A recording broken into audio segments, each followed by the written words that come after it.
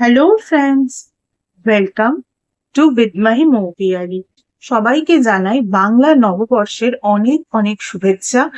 সবাইকে জানাই অক্ষয় তৃতীয়ার অনেক অনেক শুভেচ্ছা। দেখো, আজ এই দিনটা শুধুমাত্র একটা দিন নয়, কথিত আছে আজকের দিনে যা কাজ তোমরা করবে সেই কাজ সারা বছরের জন্য অক্ষয় হয়ে থাকবে। মানে সেই কাজ কিন্তু সম্পন্ন হবেই হবে। সেই কাজ কিন্তু কখনোই কোনো রকম ভাবে ক্ষয় হবে না। তাই কিন্তু অক্ষয় তৃতীয়া। তোমাদের জন্য আমি আজ যে রিডিং নিয়ে চলে এসেছি, সেই রিডিং কিন্তু তোমাদের মে 2026 কেমন যেতে পারে সেই বিষয়ে রিডিং। কাদের জন্য এই রিডিং? যাদের জন্ম যে কোনো মাসের 1 তারিখ থেকে শুরু করে 31 তারিখ পর্যন্ত, এবং যারা তাদের প্রপার ডিওবি জানেন না বা জানে না তাদের জন্য, অর্থাৎ সকলের জন্য। এই রিডিংটা তোমরা তোমাদের লাইফের 5টা important sector, health, wealth, career, education, relationship, এই 5টা সেক্টরের যে কোনো সেক্টরে রেজোনেট করাতে পারো। চাইলে 5টা সেক্টরেই রেজোনেট করাতে পারো, বা লাইফের আদার্স যে সাবসেক্টরস গুলো রয়েছে তাতেও রেজোনেট করাতে পারো। তোমাদের লাইফে ওভারঅলও কিন্তু এই রিডিংটা রেজোনেট করাতে পারো।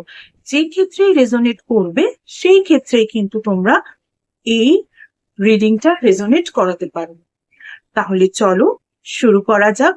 আজ অক্ষয় তৃতীয়ার পূর্ণ তিথিতে দেখে নিই মে 2026 সকলের জন্য কেমন যাবে, সেই বিষয়ে কি কি মেসেজেস আসছে। এটা কিন্তু ভিডিওর 5th পার্ট। এর আগে ভিডিওর first, second, third and fourth part already uploaded. যারা যারা সেই পার্টগুলো মিস করে গেছো তারা কিন্তু একবার দেখে নিও। ভিডিওর এই পার্টে আমরা দেখে নেব যাদের জন্ম যে কোনো মাসের 17 তারিখে, 18 তারিখে, 19 তারিখে এবং 20 তারিখে, তাদের জন্য মে 2026 এর কি কি মেসেজেস আসতে চলেছে। তাহলে চলো শুরু করা যাক। যাদের জন্ম যে কোনো মাসের 17 তারিখে তাদের জন্য কি কি মেসেজেস আসছে এবার আমরা একটু দেখে নিই।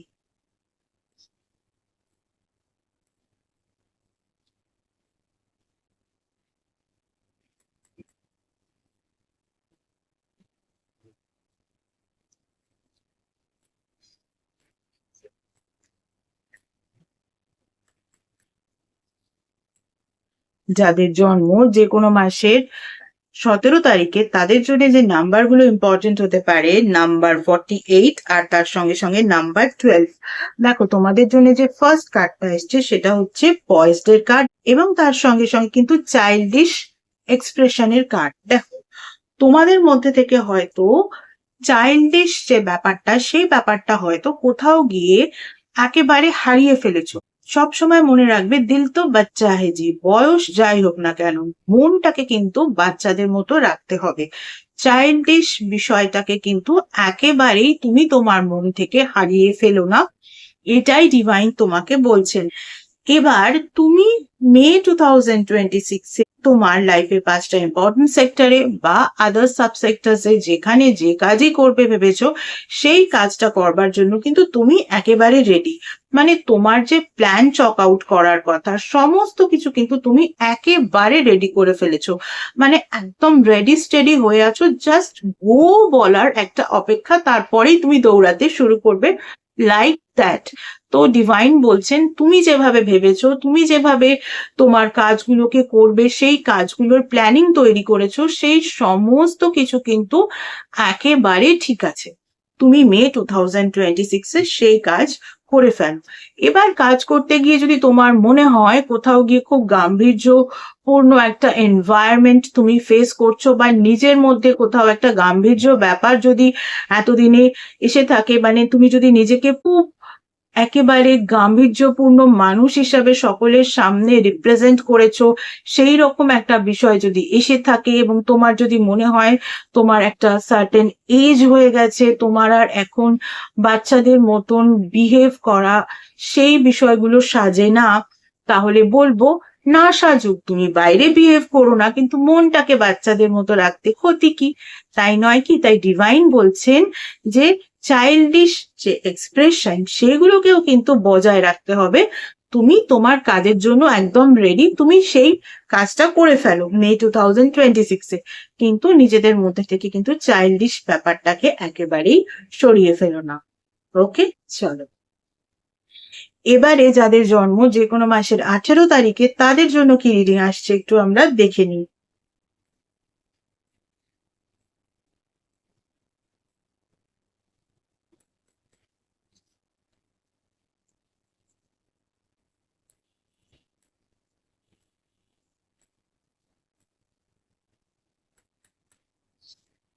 যাদের জন্ম যে কোনো মাসের 18 তারিখে তাদের জন্য যে নাম্বারগুলো ইম্পর্টেন্ট হতে পারে, নাম্বার 45 আর নাম্বার 4। দেখো তোমাদের জন্য যে ফার্স্ট কার্ডটা এসছে সেটা হচ্ছে টাইম টু গো, এবং তার সঙ্গে সঙ্গে রিফ্লেকশনের কার্ড। অর্থাৎ তোমাদের কিন্তু ডিভাইন বলছেন এই মে 2026-এ তোমরা কিন্তু কোনো রকম ভাবে কোনো পাস্ট ব্যাগেজেস, অর্থাৎ পাস্টের কোনো দুঃখ বা কোনো কিছু যদি তোমরা ভেবে বসে থাকো, সেই বিষয়টাকে কিন্তু এবার রিলিজ করে দাও, ছেড়ে দাও। যা হয়েছে হয়েছে, সেটাকে ভুলে যাও, কারণ তার রিফ্লেকশন কিন্তু তোমার কাজকর্মে পড়ছে। একটা জিনিস বোঝার চেষ্টা করো যে তোমার মধ্যে যদি নেগেটিভিটি থাকে, তোমার মধ্যে যদি দুঃখ থাকে, তুমি যদি অলওয়েজ দুঃখকেই বড় করে দেখো, তাহলে কিন্তু তোমার কাজকর্মের মধ্যে তার প্রভাব পড়তে বাধ্য। তুমি কিন্তু বারংবার যদি ভালো কাজ করবার পরেও সেই নেগেটিভ ভাবনা, সেই দুঃখ, সেটাকে নিয়ে যদি একটা বিলাসিতার জায়গায় পৌঁছে দুঃখ বিলাসীদের মতো হয়ে পড়ো, তাহলে কিন্তু তোমার যে কাজ তুমি ভালোভাবে করছো সেই কাজেও কিন্তু তার একটা রিফ্লেকশন আসছে। সেই কাজটা হয়তো আরো ভালো হতো, আরো সুন্দর হতো, শুধু এই দুঃখবাদী চিন্তা ভাবনার জন্য বা নিজের পুরনো দুঃখকে আঁকড়ে রাখার জন্য কিন্তু অতটা ভালো হয়তো হচ্ছে না যতটা ভালো হতে পারতো। তাই একেবারেই কিন্তু এই কথাটা মাথায় রেখো যে মে 2026-এ কিন্তু তোমাকে তোমার যাবতীয় পাস্ট ব্যাগেজ, আগের দুঃখ, সমস্ত কিছুকে কিন্তু ভুলে যেতে হবে। ভুলে গিয়ে কিন্তু তোমাকে পজিটিভনেস তোমার মনের মধ্যে ক্রিয়েট করতে হবে, যার ফলে তোমার কিন্তু কাজের মধ্যে পজিটিভিটি রিফ্লেক্টেড হবে। কারণ তুমি যেরকম মানুষ, তোমার কাজে তো তার রিফ্লেকশন আসবেই। তোমার যেরকম ভাবনা চিন্তা, সেই ভাবনা চিন্তার রিফ্লেকশনস তোমার কাজে তো থাকবেই। তাই ভালো যদি তুমি রিফ্লেকশন রাখতে চাও, যার ফল কাজটা খুব ভালোভাবে হওয়া, যার ফল একটা খুব ভালো রেজাল্ট পাওয়া বা সাকসেস পাওয়া, তার জন্য যদি তুমি নিজেকে পজিটিভ করতে পারো, তার থেকে বড় কথা আর কি আছে? আর কেনই বা তুমি নিজেকে পজিটিভ করবে না? পাস্টে অনেকেরই অনেক রকম ব্যাগেজেস থাকে, সেই ব্যাগেজ গুলোকে তোমাকে কাটিয়ে উঠতেই হবে।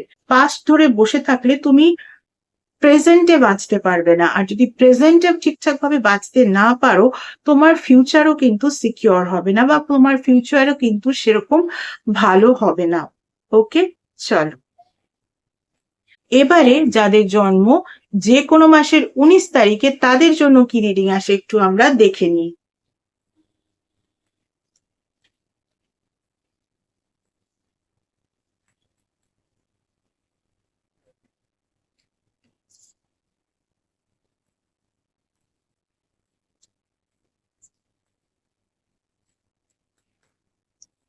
যাদের জন্ম যে কোনো মাসের 19 তারিখে তাদের জন্য যে নাম্বারগুলো ইম্পর্টেন্ট হতে পারে, নাম্বার 22 আর নাম্বার 6। দেখো তোমাদের জন্য যে ফার্স্ট কার্ডটা এসছে সেটা হচ্ছে ব্লেসড এর কার্ড, এবং তার সঙ্গে সঙ্গে ফুলফিলমেন্টের কার্ড।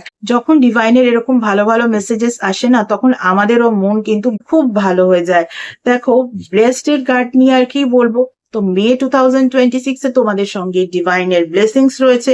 তোমরা যে কাজই করো না কেন সেই কাজেই কিন্তু ব্লেসিংস রয়েছে, এবং তার সঙ্গে সঙ্গে ফুলফিলমেন্ট, অর্থাৎ তোমাদের কাজ তো ফুলফিলমেন্টের দিকে যাবেই যাবে, অর্থাৎ তোমরা কিন্তু সাকসেস পাবেই, তোমাদের কাজ ফুলফিল হবেই।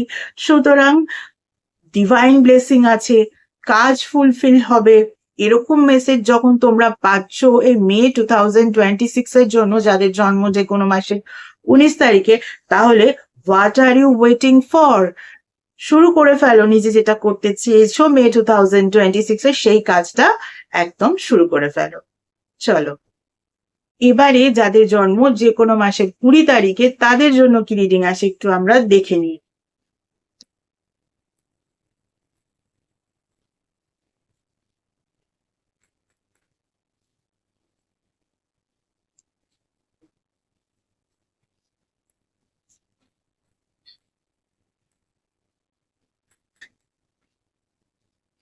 যাদের জন্ম যে কোনো মাসের 20 তারিখে তাদের জন্য যে নাম্বারগুলো ইম্পর্টেন্ট হতে পারে, নাম্বার 31 এবং তার সঙ্গে সঙ্গে নাম্বার 47। তোমাদের জন্য কিন্তু যে ফার্স্ট কার্ডটা আসছে সেটা হচ্ছে ওয়াই এর কার্ড এবং তার সঙ্গে সঙ্গে জয়ের কার্ড।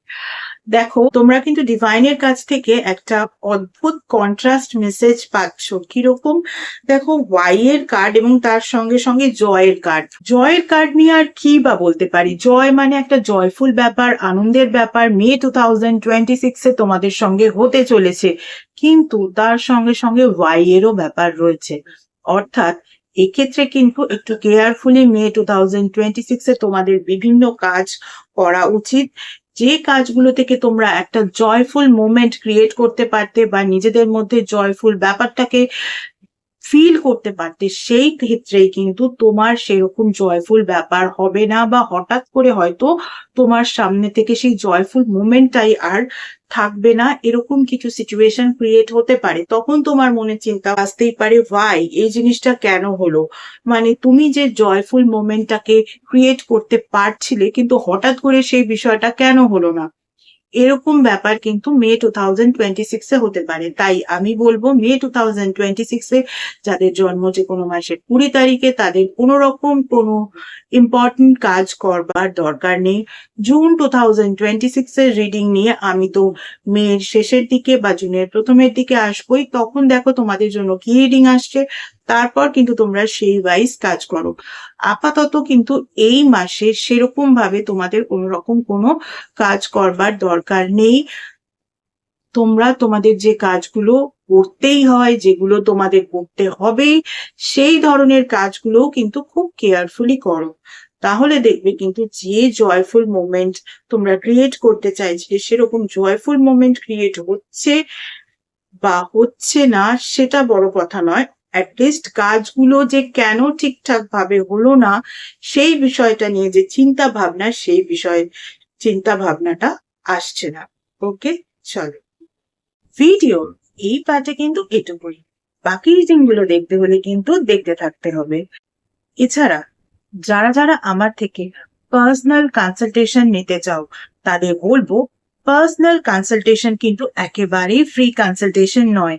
পার্সোনাল কনসালটেশন কিন্তু পেইড কনসালটেশন। Regarding what?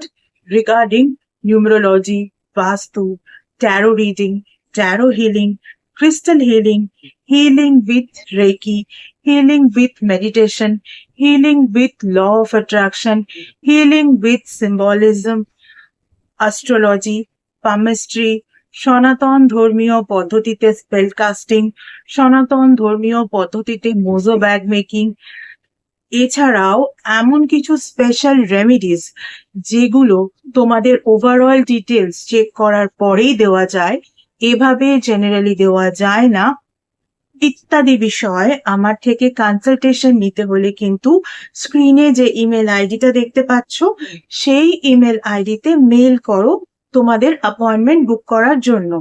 তোমাদের অ্যাপয়েন্টমেন্ট একবার বুক করা হয়ে গেলে তখন তোমাদের টাইম স্লট প্রোভাইড করে দেওয়া হবে এবং কল নাম্বারও প্রোভাইড করে দেওয়া হবে। যে টাইম স্লট ওয়াইজ সেই নাম্বারে কিন্তু তোমাদের কল করে নিতে হবে। এতদিন ধরে তোমরা যেভাবে আমার ফেসবুক পেজটাকে লাইক, ফলো, শেয়ার করেছো, তোমাদের বন্ধুদেরকে আমার পেজে ইনভাইট করেছো, তাদের বন্ধুদেরকেও ইনভাইট করে নিতে বলেছো, ঠিক একই রকম ভাবে আমার ইউটিউব চ্যানেলটাকেও কিন্তু সাবস্ক্রাইব করতে হবে। পাশে থাকা বেল আইকনটাকে ক্লিক করতে হবে এবং তোমাদের বন্ধুদেরও বলতে হবে তারাও যেন আমার ইউটিউব চ্যানেলটাকে সাবস্ক্রাইব করে নেয়। টাটা, থ্যাংক ইউ সো মাচ।